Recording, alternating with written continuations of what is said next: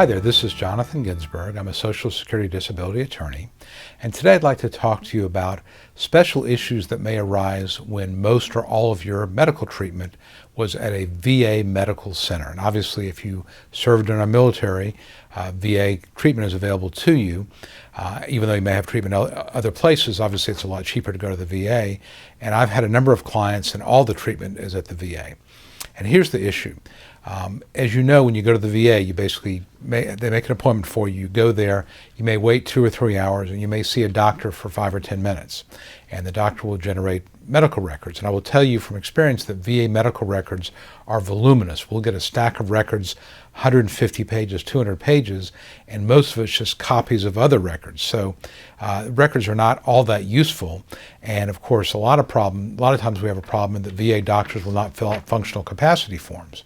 Well, the issue arises when a judge says to you, I'm looking at this medical record, I'm seeing you came in and you complained about X, back pain, irritable bowel syndrome, depression, PTSD, but there's really nothing in this record talking about your functional limitations.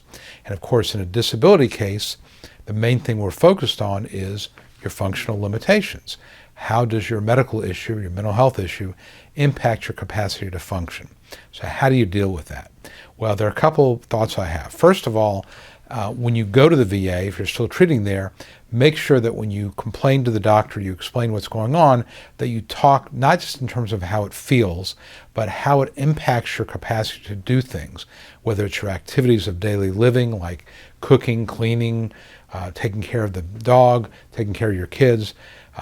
Talk about that. If it's in a work setting, talk about how it impacts your ability to lift things, to carry things, to sit and stand, to do any kind of work, and to be reliable at it. You want to try to get as much of that as you can into the record.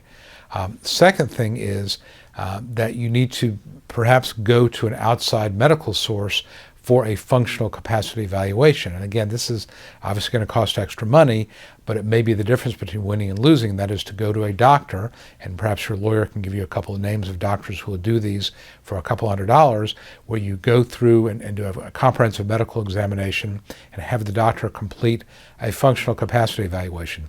This is very common in the psychological area. Social Security uses psychological consultants all the time. You can go to your own. That can again make the difference. And even for physical medicine, if you bring your VA records and your medications, then a physical medicine doctor can do a functional capacity evaluation for you as well. That in combination with your VA records may be enough. The third thing I would tell you is that when you're at your hearing, make sure the judge understands what the VA doctor does and doesn't do. I had a case recently where my client, we were talking to the judge, and the judge says, well, I don't see anything in here about functional limitations. I just see you went to the VA a lot. And so my client looked at the judge and says, Your Honor, you may not be aware of this, but when I go to the VA, I make an appointment, I go there, I wait for 3 or 4 hours, I may see the doctor for 5 or 10 minutes, and then he'll say, come back in 3 months, 6 months, or a year. That's it. So my client went on to say further that VA medical treatment is not the same as other kind of medical treatment, and he's right. So you may need to educate your judge about that.